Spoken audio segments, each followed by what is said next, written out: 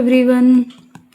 तो आज ये हमारा जो अपवाह तंत्र चल रहा था उसका लास्ट पार्ट है। बस थोड़ा सा टॉपिक, थोड़ा सा इसमें पार्ट और बच रहा है। अपवाह तंत्र का पहले 2-3 वीडियो आ चुकी है और ये अब इसकी लास्ट वीडियो है। तो आज हम पढ़ने वाले पश्चिम की ओर बहने वाली नदियाँ। इससे पहले हमने कंप्लीट कर लिया है सिंधु नदी तंत्र, गंगा नदी तंत्र और ब्रह्मपुत्र नदी तंत्र। साथ ही फिर हमने स्टार्ट किया था प्रायद्वीपीय भारत की नदियाँ, जिसमें हमने पूर्व की ओर गिरने वाली जो नदियाँ थी वो हमने देख ली थी। और आज ये पश्चिम की ओर बहने वाली जो नदियाँ हैं वो आज हम देखने वाले हैं। पश्चिम की ओर बहने वाली जो अरब सागर में गिरती है। ठीक है, तो चलिए आज हम स्टार्ट करते हैं। ये पश्चिम की ओर बहने वाली नदियों में हम जो राजस्थान की जो ये नदियाँ पढ़ते हैं, जैसे लूनी, साबरमती, माही नदी, ये नदियाँ आ जाती है। साथ इसमें नर्मदा और ताप्ती, इन नदियों को हम देखते हैं। देखिए, भौतिक प्रदेश जब हमने पढ़ा था तब हमने इनके बारे में भी बताया था, नर्मदा और ताप्ती नदी के बारे में, कि ये विंध्याचल पर्वत श्रृंखला है और यहाँ से क्या है, सतपुड़ा पर्वत श्रृंखला है। तो विंध्याचल और सतपुड़ा के मध्य से यहाँ पर नर्मदा नदी निकलती है और नर्मदा नदी यहाँ पर अमरकंटक से निकलती है। एमपी में अमरकंटक से निकलती है। ठीक है, और विंध्याचल और सतपुड़ा जो पर्वत श्रृंखला उसके बिल्कुल मध्य से। और ताप्ती नदी सतपुड़ा की पहाड़ी से ही निकलती है। सतपुड़ा छोटी छोटी पहाड़ियों में बटी होती है और वहीं से ताप्ती नदी निकलती है। ठीक है, नर्मदा और ताप्ती दोनों ही भ्रंश घाटी से निकलती है। ठीक है, भ्रंश घाटी में बहने वाली नदियां दोनों इंपॉर्टेंट है, ये याद रख लेना। ठीक है, उसके बाद हम देखते हैं, इनको थोड़ा डिटेल पढ़ लेते हैं। जैसे नर्मदा नदी है, उसका उद्गम अमरकंटक एमपी से होता है। पश्चिम की ओर बहने वाली भारत की सबसे लंबी नदी है। पश्चिम की ओर बहने वाले की बात चल रही है। हमने नदियां जो सबसे लंबी नदियां पढ़ी थी उनमें हमने पढ़ लिया सबसे लंबी नदी गंगा नदी को पढ़ा था। फिर हमने पढ़ा था, हमने एक ट्रिक लगाई थी जीके में, महान। तो जी मतलब गोदावरी, के मतलब कृष्णा, महानदी और नर्मदा नदी। तो पश्चिम की ओर बहने वाली नदियों में ये सबसे लंबी नदी आती है। और एमपी, महाराष्ट्र और गुजरात, नर्मदा और ताप्ती दोनों ही नदी एमपी, महाराष्ट्र और गुजरात 3 राज्य से बहती है। विंध्याचल सतपुड़ा के मध्य होगी, भ्रंश घाटी से होकर बहेगी और खंपात की खाड़ी में ऐश्चर्य ज्वार नद बनाती है। पश्चिम की ओर बहने वाली नदियां ऐश्चर्य ज्वार नदी बनाती है, हमने स्टार्टिंग में देख लिया था। अच्छा, इसके बाद हम देखते हैं कि ये जो नदी है यहाँ से निकलती है, नर्मदा नदी अमरकंटक से निकलती है एमपी से और महाराष्ट्र और गुजरात में बहती हुई लास्ट में खंपात की खाड़ी में गिर जाती है। इसके बाद हम देखते हैं कि इस पर जलप्रपात देखने को मिलता है एमपी में, कपिल धारा जलप्रपात, सहस्त्र धारा जलप्रपात और धुआंधार जलप्रपात। तो 3 जलप्रपात देखने को मिलता है यहाँ पर। ठीक है, धुआंधार जो जलप्रपात है वो संगमरमर जलप्रपात है और इसकी कुछ सहायक नदियां भी है। नर्मदा नदी की सहायक नदियां हैं तवा, सेर, हिरन और शक्कर। नर्मदा एक सबसे बड़ी सहायक नदी में मानी जाती है तवा नदी। तो ये नर्मदा नदी थी, इसमें इतना कुछ ज़्यादा हमें डिटेल पढ़ने की जरूरत नहीं है। इसके बाद हम देखते हैं नर्मदा नदी पर स्थित बांध। तो नर्मदा नदी पर देखिए गुजरात में एक बांध है जिसका नाम है सरदार सरोवर बांध। कौन सा बांध है? सरदार सरोवर बांध। उसके बाद हम देखते हैं एमपी में 4 बांध है, माहेश्वर, ओमकारेश्वर, इंदिरा सागर और बरगी बांध। ठीक है, इस पर ये हमें 5 बांध देखने को मिलता है, एक गुजरात में और 4 एमपी में। सरदार सरोवर बांध की ऊंचाई को कम करने हेतु एक आंदोलन चल रहा था, नर्मदा बचाओ आंदोलन, जो मेधा पाटेकर के द्वारा गुजरात में। उसके बाद देखते हैं ताप्ती नदी। ताप्ती नदी पश्चिम की ओर बहने वाली दूसरी लंबी नदी है।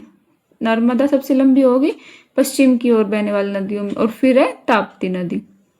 ठीक, भ्रंश घाटी से बहते ये भी, और वही 3 राज्य इसके हैं, एमपी, महाराष्ट्र और गुजरात, जो नर्मदा नदी के थे।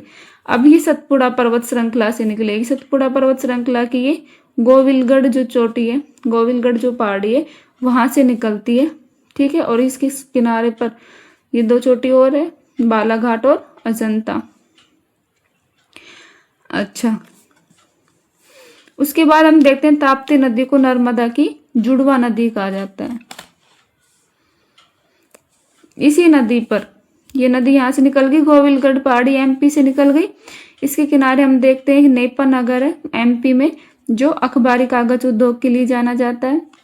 वहीं फिर हम सूरत गुजरात में देखते हैं, दो बांध है गुजरात में, काकरापार बांध और उकाई बांध। काकरापार बांध और उकाई बांध गुजरात में दो बांध देखने को मिलता है, और यहीं पर काकरापार नाभिक की ऊर्जा केंद्र भी है। और सूरत में सूती वस्त्र उद्योग है। ये थी हमारी ताप्ती नदी। तो नर्मदा और ताप्ती को हमने देख लिया है। इसके बाद आती है माही नदी, जिसका उद्गम मेहंद झील एमपी से होता है। माही नदी का उद्गम मेहंद झील एमपी से होगा। पहले उत्तर की ओर बहती है, बाद में जीबीटी में आकर खंपात की खाड़ी में गिरती है। ये देखिए राजस्थान की नदी है ये माही नदी, साबरमती, लूणी नदी, तो इनको हम थोड़ा थोड़ा यहाँ पर देख लेंगे। बाकी हम डिटेल राजस्थान की नदियाँ पढ़ते हैं, वहाँ हम देख लेंगे। तो आपको पता है कि ये एमपी से निकलती है, फिर राजस्थान में होती हुई गुजरात में वापस चली जाती है। 3 राज्यों से बहती है। अच्छा, महाई बजाज सागर बांध स्थित है राजस्थान में, और भील आदिवासियों की गंगा कहते हैं। कर्क रेखा को 2 बार काटती है। माही नदी कर्क रेखा को 2 बार काटती है।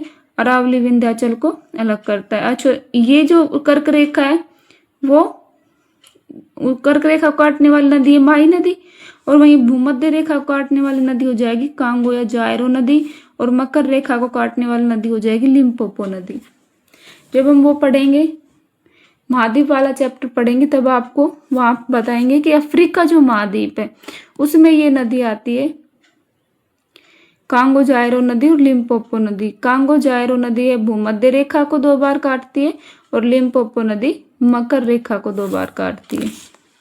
इसके बाद साबरमती नदी आ जाती है। आपको पता ही है राजस्थान में उदयपुर से ही निकलती हुई ये बाद में खंपात की खाड़ी में गिर जाती है, और साबरमती नदी के किनारे ही अहमदाबाद गांधीनगर स्थित है। ठीक, फिर है लूणी नदी, अजमेर के नागपाड़ से निकलती है, कच्छ के रन में चली जाती है। पश्चिम राजस्थान की सबसे बड़ी नदी है।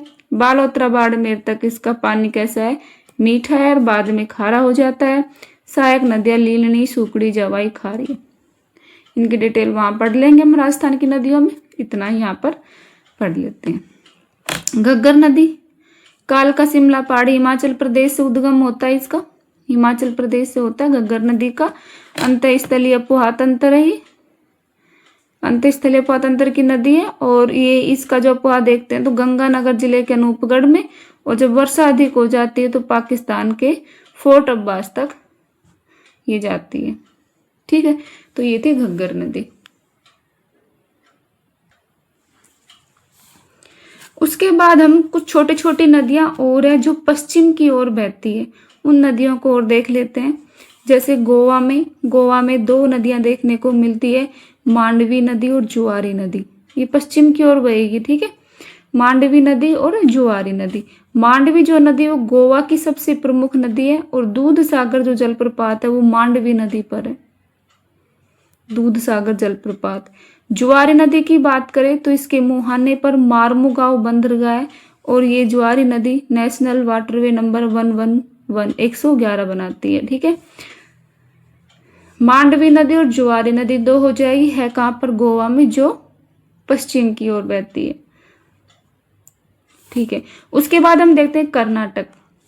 कर्नाटक में शरावती नदी आ जाएगी, एक इम्पोर्टेंट है। ये सबसे ऊंचा जो जलप्रपात बना हुआ है भारत का, वो इस शरावती नदी पर ही बना हुआ है, और उस जलप्रपात का नाम है जोग जलप्रपात, गरसोपा जलप्रपात, महात्मा गांधी जलप्रपात या राजा रानी जलप्रपात। ये एक का ही नाम है, जोग, गरसोपा, महात्मा गांधी और राजा रानी जलप्रपात। किस पर, शरावती नदी पर।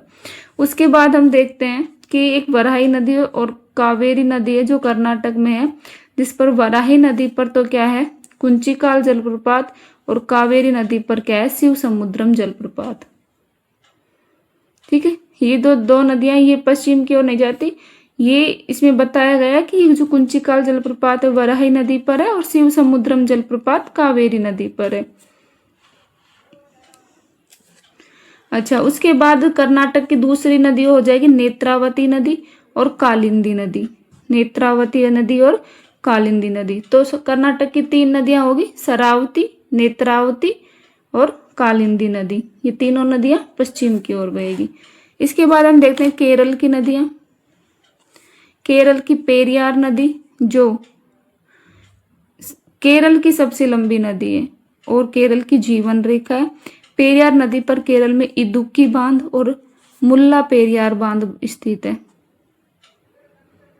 इदुक्की बांध और मुल्ला पेरियार बांध। उसके बाद है भरतपुंजा नदी, केरल की सबसे बड़ी नदी है। भरतपुंजा सबसे बड़ी नदी है, अपुहा क्षेत्र बड़ा है इसका। और पेरियार नदी कैसी थी? सबसे लंबी नदी थी। और फिर है अलापुंजा नदी और फिर है पंपा नदी। तो यहाँ तक अब हमारा ये जो टॉपिक है अफवाह तंत्र वाला नदी, हमने इसमें भारत की जितनी भी नदियां थी सबको पढ़ लिया है। एक बार में देखिए कोई टॉपिक याद नहीं रहता है, आप इनको बार बार पढ़ेंगे तो याद हो जाएगा। ठीक है, इसके बाद हम अगला टॉपिक देखते हैं इंडियन ज्योग्राफी का, कौन सा लेते हैं। और फिर इंडियन ज्योग्राफी के साथ ही हम वर्ल्ड ज्योग्राफी के एक दो टॉपिक है उनको बीच बीच में पढ़ लेंगे, जैसे महाद्वीप, महासागर। ठीक है, उनको बीच में एक बार और पढ़ लेंगे।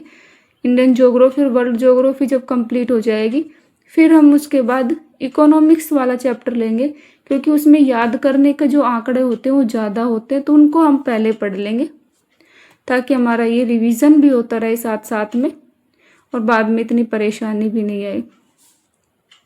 वीडियो यदि आपको अच्छी लगी हो तो लाइक कर देना और कमेंट करना, शेयर करना मत भूलना। धन्यवाद।